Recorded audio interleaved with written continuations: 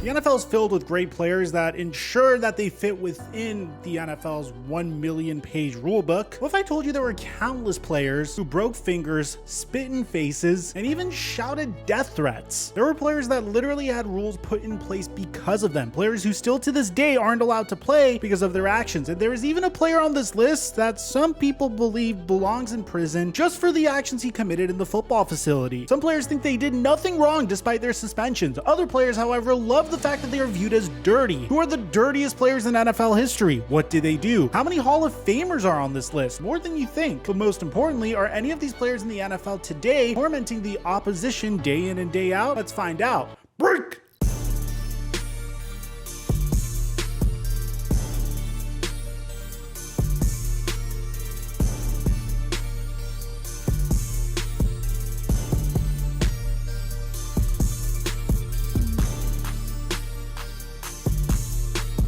Hines Ward is a 3-time All-Pro, 2-time Super Bowl champion, a potential Hall of Famer, and a Super Bowl MVP. But what if I told you Hines Ward was the reason that blindside blocks were made illegal? Yeah, seriously. In 2009, the same year the Hines Ward rule came into effect, a poll of nearly 300 NFL players unanimously agreed that Hines Ward was the dirtiest player in the NFL. Now, you might be wondering, Mike, what's the Hines Ward rule? Well, the Hines Ward rule was instituted in 2009 and specifically states that a blindside block cannot be delivered with a helmet, shoulder, or forearm to an opponent's head or neck. That'll be a 15-yard penalty. Now, I know some people would call this rule soft, but when you look at the 2008 incident Hines Ward caused with this maneuver, I promise you'll think the opposite. In week 7 of the 2008 NFL season, the Pittsburgh Steelers were in Cincinnati to play the Bengals. But just a few plays in, Hines Ward would deliver a blindside block so devastating that it didn't just cause Bengals linebacker Keith Rivers to miss the game, or a few weeks. It literally broke Rivers' jaw in half. That's right, the blindside block Ward laid on Rivers put him in the hospital and caused him to miss the rest of the season. In 2011, after a game against the Pittsburgh Steelers, legendary cornerback Antonio Cromartie came out and said, "I know for a fact that he will hit you while you're not looking. I don't think he's man enough to hit you while you're looking at him." But what some view as dirty and having no place in the game, others view as exactly what the game of football needs. In 2010, an anonymous general manager even came out and said that Hines Ward was a good blocker, a class player, a physical player, and I want more guys like him. He's the consummate pro. Hines himself would even tell you that he's just dishing out what he receives, and that just because a receiver is laying a hit doesn't make it wrong. However, if you ask Jets veteran safety Eric Smith, his side of the story is completely different. In the Ravens game, he's out there hitting DeJuan Landry in the back. He came across and hit Ray Lewis in the back. Ed Reed was 30 yards downfield and he's going down and hitting him. It's just unnecessary things like that that make you mad as a defender. Ward might have been viewed as a dirty player despite himself never admitting to it, but as this list goes on, it's just gonna get worse and worse. Wait until you see the next superstar who literally made a career off of being mean. Mean Joe Green isn't just the dirtiest player of his generation, there's a chance that he is the dirtiest player in NFL history. Whatever you think Joe Green could have done, I promise you he did it. From starting fights to ending fights to stomping on players, kicking players in the groin, Mean Joe Green was an absolute menace on the football field. But imagine being a quarterback facing off against Mean Joe Green, and right before you snap the ball, all you could hear is a man telling you that he was literally about to kill you. That's right, Joe Green wasn't dirty behind players' backs. He would tell you what he was going to do. Then he would do it and then take your lunch money and laugh in your face. Mean Joe Green represented the toughness and grittiness of Pittsburgh while also leading them into a new generation of winning. That's what made Green so special. Joe Green was so scary that in a game versus the Chicago Bears, legendary linebacker Dick Butkus blindsided a Steelers player and knocked him unconscious. Green, being the great teammate that he is, got up, walked over to Butkus, stared him in the eyes, and instead of fighting him, what a name, Dick Butkus was so afraid that he just walked away. In fact, this isn't the first case of a player or even a referee being so afraid of Joe Green that they literally refused to confront him. In Green's rookie year against the Philadelphia Eagles, the Steelers were on their way to yet another loss that season. So in frustration, Green took the ball off the hash mark it was placed on and threw the ball into the stands. Not because a fan was trash talking, not because the other team was trash talking, but just because he was frustrated. Later, the refs would approach Philadelphia Eagles team captain Andy Russell to confront Green about purposefully abusing Eagles players, to which Russell replied that you talked to him. But honestly,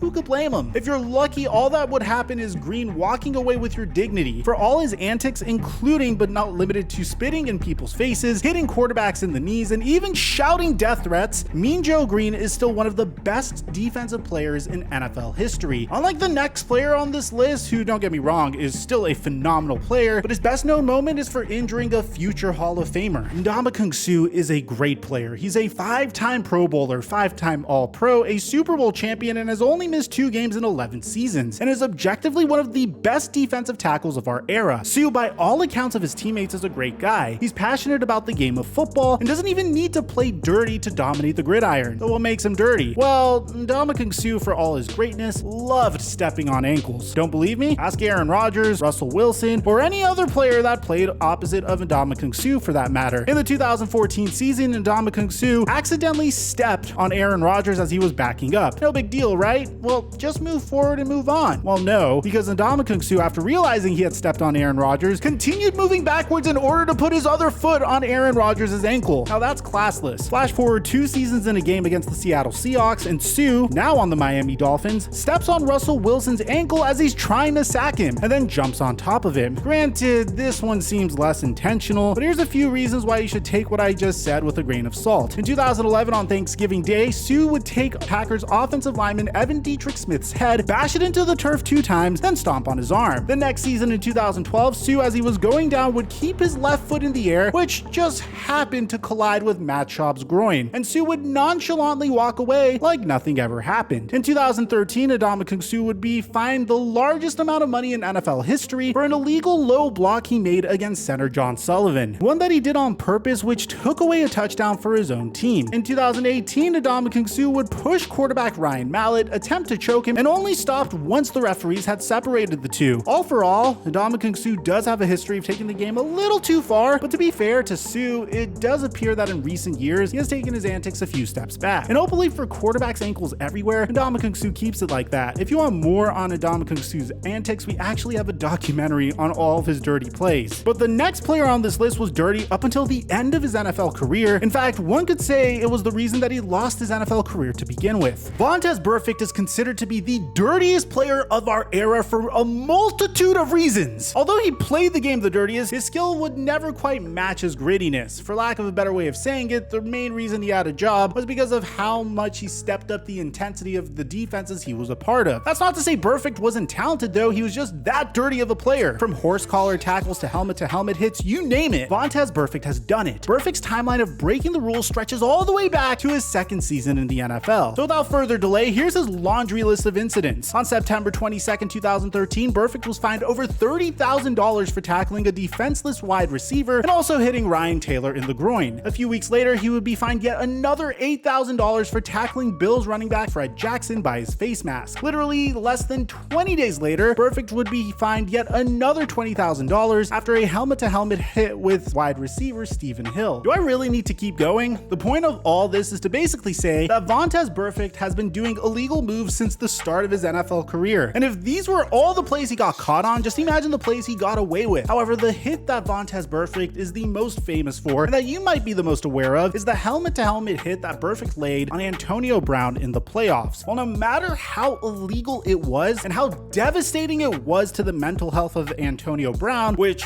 by the way, we have an Antonio Brown documentary where we literally compare his interviews before the Vontaze Burfict hit to after the Vontaze Burfict hit. Vontaze Burfict choked the hit up to his quote-unquote playing style. Burfict would go on to say that he needed to change the way he plays, but considering the 3-game suspension he got for tackling Anthony Sherman in the 2017 preseason, I think it's safe to say that Vontaze Burfict didn't learn anything after that hit. In fact, during the 2018 season, after signing a contract with the Raiders, Vontaze Burfict would be suspended indefinitely after a helmet-to-helmet hit on Colts tight end Jack Doyle in week 4. To this day, Burfict is still suspended. For those saying Burfict should be allowed to play, think for a second. Should a guy who has played 10 seasons be able to understand and play by the rules? If you answered yes to that question, you are part of thousands of football fans who want to keep Burfict suspended for simply breaking rules. Unlike the next NFL player on this list, who was so dirty that they literally needed to put a rule in place just to prevent him from hurting opponents. Roy Williams, unlike plenty of other players on this list didn't play dirty because he wanted to hurt, intimidate, or even scare his opponents. As a matter of fact, it was kind of an accident. Roy Williams did it because that's all he knew how to do. Nowadays, once or twice a season, you might see a 15-yard personal foul for a horse collar tackle, but I bet you don't know the reason it's a rule in the first place. Well, in the 2004 NFL season alone, over 4 different players were injured by horse collar tackles. One of those players was Eagles wideout Terrell Owens, in a tackle that would alter the course of NFL history. In a Week 15 matchup versus the Philadelphia Eagles, Dallas Cowboys safety Roy Williams committed a horse collar tackle so flagrant that it literally snapped Terrell Owens' leg in half. Of course, T.O. would infamously come back to play in the Super Bowl and put up one of the most memorable and heroic performances of all time, but the hard truth is, as evidenced by T.O., Steve Smith Sr., Musa Smith, and Tyrone Calico, the horse collar tackle was just too dangerous to keep in the game. What did all 4 of those players have in common? Well, all 4 broke their legs after a horse collar tackle by Roy Williams in 2004. And that's right, Williams literally had to shatter legs in order for the NFL to institute the Roy Williams rule. But before we go over the rule, what exactly is a horse collar tackle and why is it so dangerous? Well, a horse collar tackle is any tackle made by grabbing the back collar or the back inside of an opponent's shoulder pads and pulling down the runner with you. Now that you know what it is, the reason it's so dangerous is because the runner goes from exerting all their energy running forward to immediately falling backward, which can put the runner's leg in weird positions which could commonly lead to ACL and MCL tears, along with broken legs. Now that we know the backstory to the Roy Williams rule, it's time to go over the rule itself. No player shall grab the inside collar of the back or the side of the shoulder pads or jersey, or grab the jersey as the nameplate or above, and pull the runner toward the ground. This does not apply to a runner who is in the tackle box or to a quarterback who is in the pocket. Roy Williams was good. He just wasn't good enough to last in the NFL after the rule outlawed his favorite move. Unlike the next player on this list, who despite being one of the dirtiest players in NFL history, lasted nearly 20 seasons playing football. Bill Romanowski is credited as being one of the most psychopathic, dirtiest players of all time that had a lust for actually hurting people. And in addition to that, he broke so many freaking rules. He admitted to steroid and HGH use in 2001, and after what I'm about to tell you, it makes a lot of sense. When Romanowski was a rookie with the San Francisco 49ers in a game against the Oakland Raiders, he allowed himself to be pushed in the back by a Raiders tight end. This would never happen again to Bill Romanowski. Why? Because in the film session after that game, Hall of Famer Ronnie Lott saw what happened, turned off the lights in the room, punched Romanowski, and said, "This is a game about respect. If you let that happen again, I'll come after you myself." So from that moment forward, Romanowski wasn't just tough, he was dirty. Even in practice, Romanowski was a goon, as when he was going against the greatest wide receiver of all time, Jerry Rice, Romanowski clotheslined Jerry Rice and started a brawl in practice. I'll let you guess who won. Romanowski throughout his NFL career would do the typical dirty player things. Start fights at the bottom of dog piles, step on legs, grab face masks, but that's not what separates him from other dirty players. Romanowski also kicked players in the head, snapped people's fingers, and if you weren't lucky, he'd probably knock you on your butt too. On top of kicking players in the head and snapping their fingers, Bill Romanowski also broke Kerry Collins' jaw in a preseason game. Later that season, in a game versus the San Francisco 49ers, Romanowski and receiver J.J. Stokes were jawing until Romo stopped, pumped his head back, and spat directly in the face of J.J. Stokes. In case you thought Romanowski saved his tenacity strictly for opponents, I hate to break it to you, but towards the end of his career, he also took out his frustration on his teammates. In a practice with the Raiders, Romo was working with tight end Marcus Williams. Williams was the blocker, Romanowski was the edge rusher. However, during the drill, Williams went for a block on Romanowski. They grabbed each other's face masks. Williams lets go and puts his arms up, but Romanowski doesn't. Bill starts to shake Williams around like a ragdoll, rips his helmet off, puts his fist up, and when the two came together, Bill Romanowski had broken Marcus Williams' eye socket and also gave him a concussion. Williams would sue Romanowski afterwards, and his career would end soon after. But somehow what Romo did pales in comparison to the next man on this list, who, if you ask some people, should never play football again. According to the many people who have played against and even with Richie Incognito, he should never be allowed to play a snap of football ever again. From high school to his final season in the NFL, Richie Incognito had anger issues he never quite got the right help for. Even in college, Richie suffered from discipline problems, multiple suspensions, and even an assault allegation. Rather than stay around in Nebraska and try to figure things out, a young Incognito would instead declare for the NFL draft. Even when he was drafted, Incognito remained the same troublemaker he always was. He was fined for taunting his own team's fans. He taunted opponents, even teammates, and in 2009, he was voted the the dirtiest player in the NFL by his peers. However, things got out of control when Incognito landed with the Miami Dolphins. He seemingly went from your average dirty player to downright despicable and literally would bully an incredibly promising player into depression. The Dolphins had just drafted tackle Jonathan Martin in 2012, and after bringing in Richie Incognito via free agency, the pair would work together all the time, seeing as Incognito played guard while Martin played tackle. Well, since the day Martin stepped foot into the Dolphins facility, Incognito